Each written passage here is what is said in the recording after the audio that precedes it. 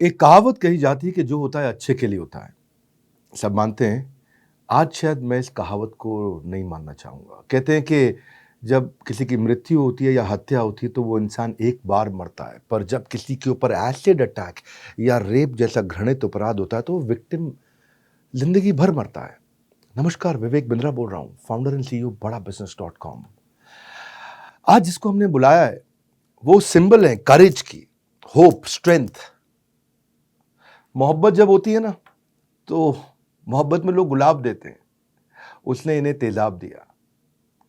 कहते हैं कि धन की देवी को तो लक्ष्मी कहते हैं, पर ये साहस की देवी को भी लक्ष्मी ही कहते हैं। जिनको हमने बुलाया आज उनका नाम है लक्ष्मी अग्रवाल।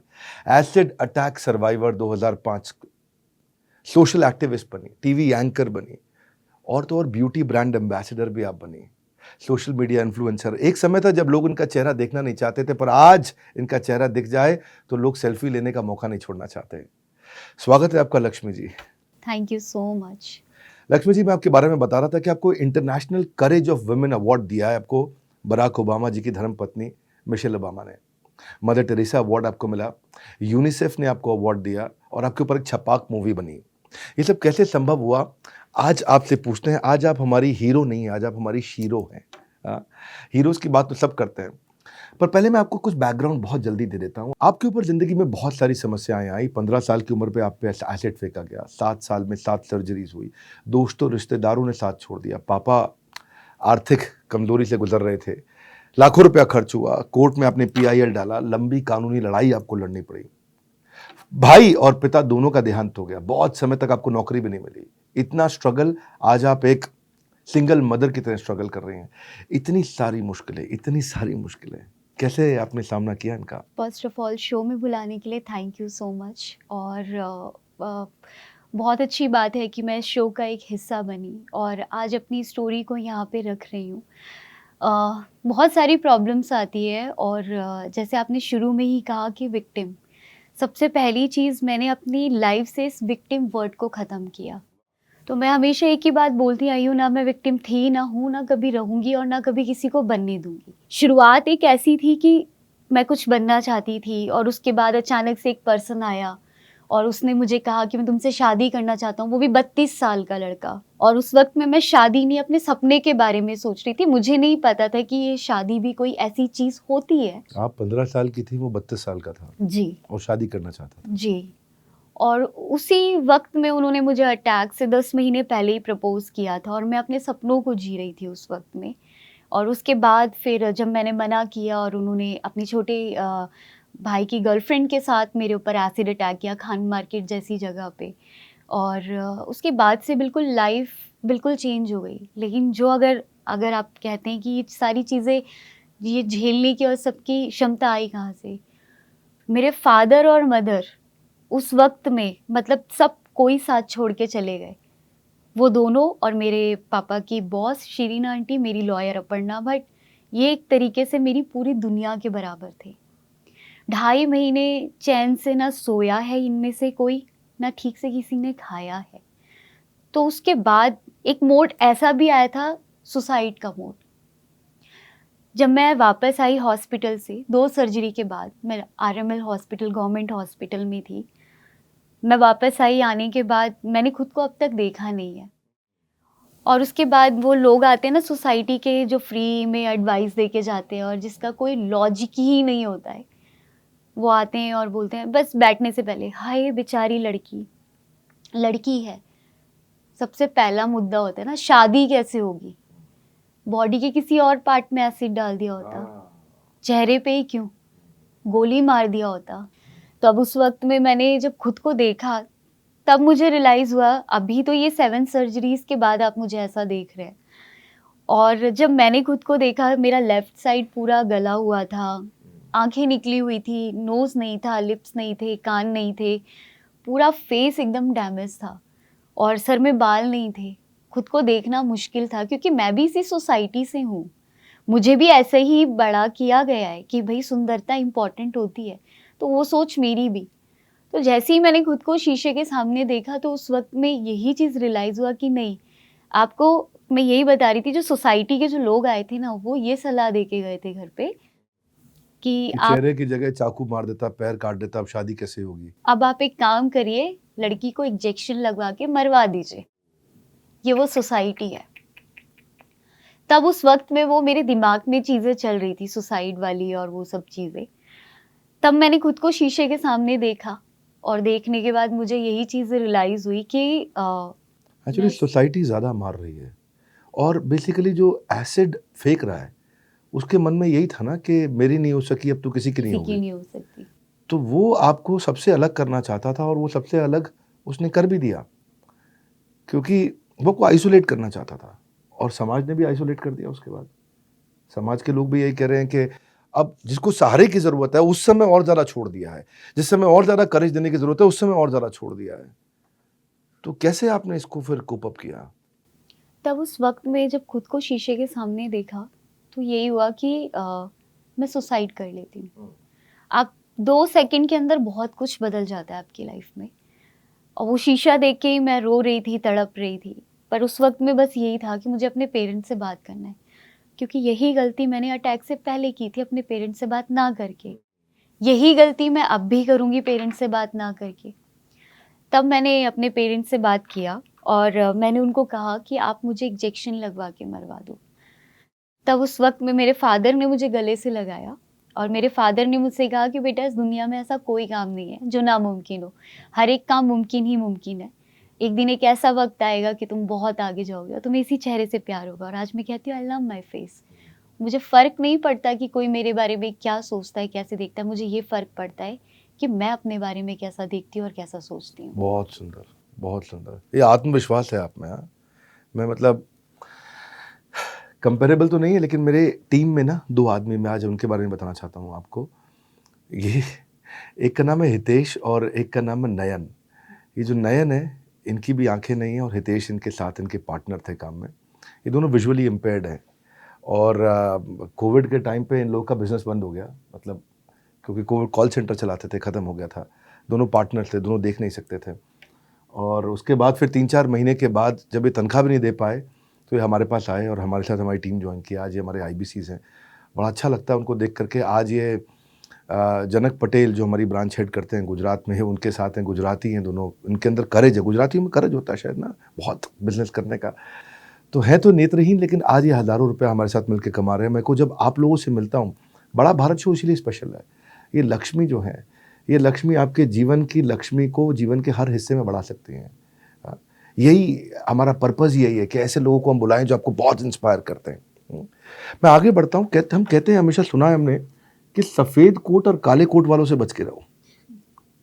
और आपकी पूरी ज़िंदगी मैंने देखा सफ़ेद कोट और काले कोट वालों के साथ ही गुजरी। काले कोट वाले लॉयर जो आप पीआईएल लड़ने गए और इतने साल लग गए आपको, और सफ़ेद कोट वाले वो डॉक्टर जिनके साथ आपने 7 सर्जरीज कराई। ये लड़ाई आपने दोनों सबसे मुश्किल लड़ाइयाँ एक साथ कैसे लड़ी? अब वही सारी चीज़ें हैं लाइफ में। अगर मैनेजमेंट सब सही रहेगा तो आगे लाइफ भी बहुत अच्छी मैनेजमेंट की वजह से बहुत अच्छी रहेगी। हाँ, अब भी मैनेजमेंट की बात करते हैं। तो उस वक्त में यही हो रहा था। देखिए, एक नॉर्मल लाइफ में और अचानक से आपके जीवन में कोई हादसा हो जाए, उसके बाद की लाइफ बहुत अलग होती है। मैं नॉर्मल लाइफ जी रही थी, पढ़ रही थी, अपने सपनों को जी रही थी। बहुत बहुत सिंपल सा रास्ता था और पेरेंट्स के साथ थी, घर में 4 लोग थे, बस बहुत सिंपल था। पढ़ना था, आगे बढ़ना था, शादी होनी थी, दैट्स इट। लेकिन अचानक से अटैक के बाद कोर्ट जाना, पुलिस स्टेशन जाना, हॉस्पिटल जाना और इतनी सारी चीज़ों को देखना, उसके अलावा बहुत सारे क्रिमिनल्स को भी देखना साथ-साथ में। लेकिन वहाँ की एक जर्नी बताती हूँ कि जब मैं गई फर्स्ट टाइम, तो मुझे वहाँ पे पहचानना था, बात करना था, लेकिन ऐसा लग रहा था जज मुझ पे एहसान कर रहे हैं। मुझसे कह रहे हैं कि वो इंसान अभी भी आपसे शादी करना चाहता है, तो आप देख लो अभी भी। तो मैंने उस वक्त में एक बात बोली जज से कि उसने ना मेरा चेहरा बदला है, दिल नहीं। कल भी ना थी और आज भी ना है। तो उसके बाद से ना एक ऐसा चेंज आया। तो सबने, बहुत सारी चीज़ें वहाँ पे हुई थी, तो जब मैं बाहर निकली तो सबने मुझसे कहा, मेरे लॉयर ने भी कहा कि तुम लॉयर पढ़ लो थोड़ा सा ना, तुम लॉयर की पढ़ाई कर लो, वकील बन सकती हो। वकील बन सकती हो तुम। उस लड़के ने आपको 10 महीने तक परेशान किया था। आपको लगता है अगर आपने किसी और को शिकायत कर दी होती तो शायद ये हादसा टल जाता? और ये वो लड़का है जिसने एसिड फेंकने से पहले तो उसके दिमाग में एसिड आया, इसी के दिमाग में एसिड। आपको क्या लगता है ये एसिड आता कहाँ से है इनके दिमाग में? आपको क्या लगता है कि ये जो कानून आया है अब, इससे फर्क कितना आया होगा? क्या लड़कों के मन में डर पैदा हुआ है? क्या इस अपराध से अपराधी या इस सजा से अपराधी कुछ कम हुए हैं?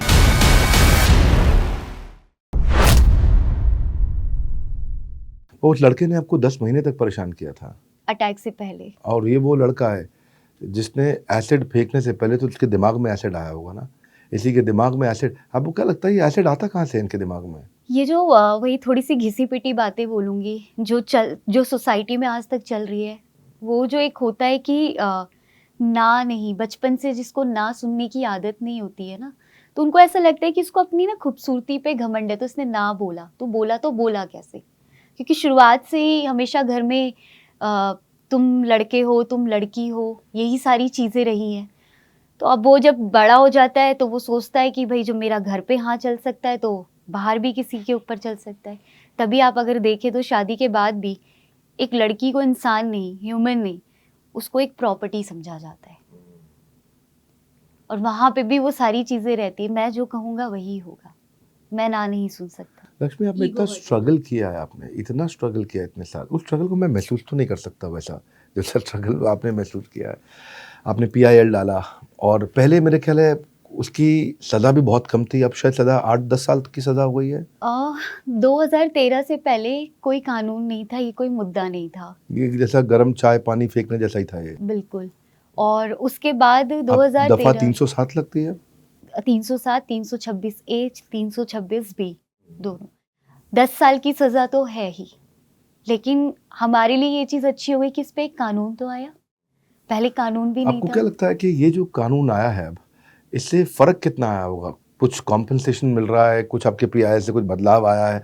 तो ज़मीनी हकीकत क्या सच में बदली है? क्या लड़कों के मन में डर पैदा हुआ है? क्या इस अपराध से अपराधी या इस सज़ा से अपराधी कुछ कम हुए हैं? मैं तो ये कहूँगी कि शायद ही कम हुए हैं, क्योंकि जो हम देखते हैं, क्योंकि जो गवर्नमेंट दिखाती है उनके आंकड़े से हमारे आंकड़े ज़्यादा होते हैं। ओह! वो क्योंकि वो अपडेट नहीं होते हैं, वो कई केसेस ऐसे हैं जो जाके रजिस्टर ही नहीं हुए, तो उनका क्या? तो ऐसे बहुत सारे आंकड़े हैं कि अगर आप साल में देखें, पूरे साल में शायद ही वो दिखाएंगे आपको मतलब एसिड 200। बिकना बंद हुआ कि नहीं? बिल्कुल नहीं हुआ, बिल्कुल भी नहीं हुआ। 2013 में सुप्रीम कोर्ट का ऑर्डर आने के ऑर्डर आया बावजूद? था। देखिए, अगर देखा जाए तो कानून तो हर दिन आता है ना, उस पे कितना इम्प्लीमेंट होता है। जो काम गवर्नमेंट को करना चाहिए वो हम सब लोग मिलके कर रहे हैं, और बहुत दुख होता है जो काम थोड़ी देर का है वो पूरी जिंदगी लग जाती है करने में, या एक दिन इंसान इस दुनिया से चला जाता है करते करते। लक्ष्य बना के रखा मैंने, आप देखा आपके जीवन में आपने बड़ा एक महान लक्ष्य के साथ आप चले हैं, और आज भी मैं देखता हूँ कि आप सोशल मीडिया पे अपनी रील्स बनाती हैं, वीडियोस बनाती हैं, आप रेस्टोरेंट आउटिंग्स पे गानों के ऊपर वीडियोस भी डालती हैं।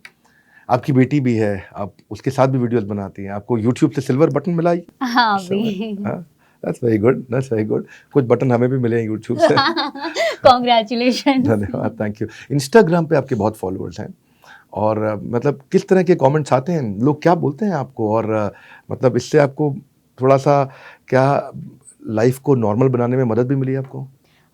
देखिए, एक प्यार जो मेरी एक तरीके से जो सोशल मीडिया में जो फैमिली है उनसे बहुत प्यार मिलता वाह है, वाह। और उनके वजह से कहीं ना कहीं आज के समय में अगर मैं कहूँ तो मेरी हिम्मत ही आप सब लोग हैं। बहुत सुंदर। और जब मेरे लिए तालियां बजती हैं और बहुत सारा प्यार लिखा जाता है, और लिखा जाता है कि हम आपको देख तालियां के तो यहाँ जीते पे हैं। हम सबको ही बजानी चाहिए। Thank you. तो बहुत, जब ये कोई कहता है कि आपको देख के बहुत हिम्मत मिलती है तो अच्छा लगता है। मैं आपको एक चीज़ और सस्पेंस चीज़ बताना चाहती हूँ। मैं इंस्टाग्राम पे काउंसलिंग भी करती हूँ, और ये किसी को नहीं पता है। क्या बात है। और मैंने अब तक से 500 से 600 लोगों को सुसाइड करते हुए रोका है, और वहाँ पे मैं हमेशा मतलब पर्सनल 1-to-1 काउंसलिंग देते हैं? रात में मैं मैसेज में बात करती हूँ, ये मेरी ड्यूटी है। सुबह रात को 2 बजे से सुबह 4 बजे तक मैं रिप्लाई करती हूँ और बात करती हूँ। जब बहुत सीरियस होता है तो उनसे मैं कॉल पे बात करके उनको समझाने की। आप चार्ज भी करते हो लोगों को? बिल्कुल नहीं, ये मेरा बहुत अलग वर्क है।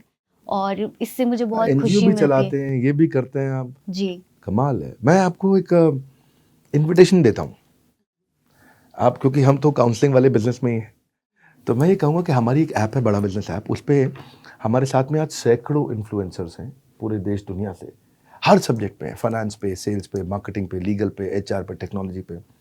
और हम सोच ही रहे थे कि एंटरप्रेन्योर जब हताश हो जाता है तो उसको आपके जैसे काउंसलर की ज़रूरत पड़ती है।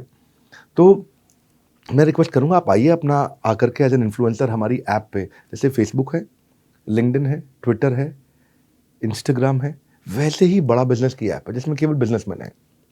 देखने में वैसे लगता है, सब कुछ वैसा ही है। तो मैं इनवाइट करूँगा, आप आना चाहेंगी वहाँ पे? बिल्कुल ज़रूर आऊँ। आप अपना प्रोफाइल बनाइए, आप लक्ष्मी अग्रवाल को सर्च करिए जा करके हमारी बड़ा बिजनेस कम्युनिटी ऐप पे, जहाँ पे अपने वीडियोस डालेंगी। तो जो वीडियोस आप इंस्टाग्राम पे डालते हैं या अपना अलग वीडियो डाल सकते हैं लोगों को इंस्पायर करने के लिए। और मैं एकदम 100% कॉन्फिडेंट हूँ कि बहुत लोग आपके इस एसिड अटैक सर्वाइवर के मिशन में कंट्रीब्यूट भी करेंगे, क्योंकि बिजनेसमैन है, आपके एनजीओ में डोनेशन भी देना चाहेंगे, आपके साथ जुड़ना भी चाहेंगे, क्योंकि आप लोग को भी धन की आवश्यकता है भाई सस्टेनेबिलिटी के लिए एनजीओ में। Would you all agree with me? Yes, no? That's needed. तो इस शुभ काम को से अगर ये शुभ काम हो जाए कि लोग आपकी मदद करें, तो मैं भी खुश नसीब समझूंगा। आज बड़ा भारत शो में आप आए और अपना प्रोफाइल बनाइए। बहरहाल, मैं आपका जो एनजीओ की मैंने अभी बात किया, लक्ष्मी फाउंडेशन नाम है उसका? The Lakshmi the foundation. Lakshmi foundation. आप और भी कई संस्थाओं से जुड़े रहे हैं और आपने कई सर्वाइवर्स की मदद करी है। मैंने सुना रिहैबिलिटेशन, लीगल, सब तरह से आप मदद करते हाँ हैं। जी, हमारा पूरा फोकस रहता है कि हम रिहैबिलिटेट कर सके, ताकि कितनी महिलाओं को बचाया अभी तक आपने? अभी 3 से 400 के ऊपर हम लोग गए हैं। और जब मैं 2013 में बाहर आई थी, तब से मैं अब तक की बात करूँगी। और ऐसे कई सारे हैं, और कुछ सर्वाइवर्स को हमने उनकी पूरी फैमिली के साथ अडॉप्ट भी किया हुआ है, जिनके बच्चों का एजुकेशन और सारी चीज़ें हम लोग देख रहे हैं।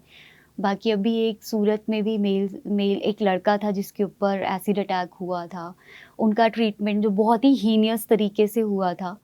तो जब भी मैं कोई ऐसा एसिड अटैक देखती हूँ तो ऐसा लगता है उस जगह वो नहीं, मैं ही हूँ, क्योंकि वो सब मैंने सहा हुआ है। तो वो सारी चीज़ें हैं। उसके अलावा भी हमारी फाउंडेशन बहुत सारा वर्क करती है, बहुत सारे ऑब्जेक्टिव्स पे वर्क कर रही है। हिम्मत वाली हैं आप बहुत। हाँ, मतलब बहुत सीखने को मिला मुझे आज आपसे।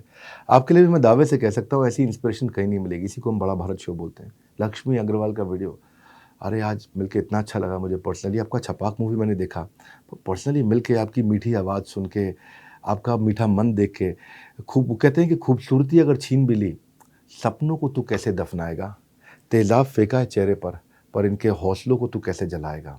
ये है लक्ष्मी अग्रवाल।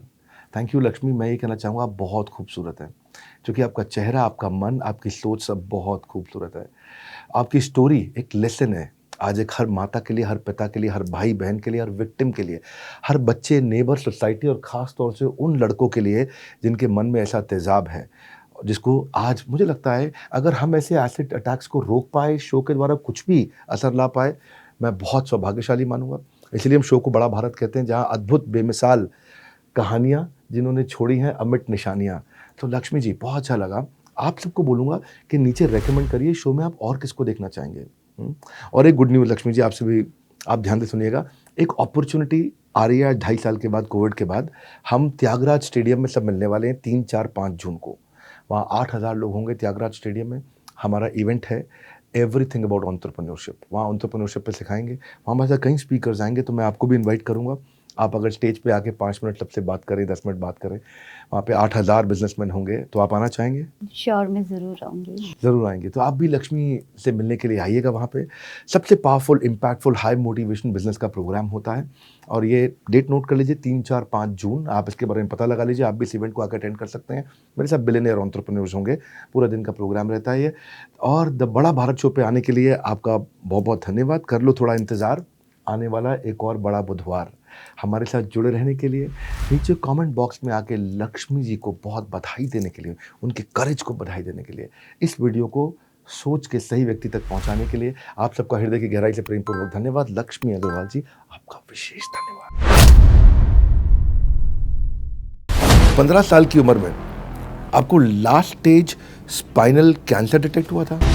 डॉक्टर्स ने, मैं सुना कि साफ साफ कह दिया था कि आप ज़्यादा दिन जिंदा नहीं रहेंगे, ऑपरेशन किया तो पैरालाइज हो जाएंगे। पैरालाइज होने के बाद जब आप पहली बार जिम गए, लोगों ने क्या बोला उस समय, क्या उनका रिएक्शन क्या था?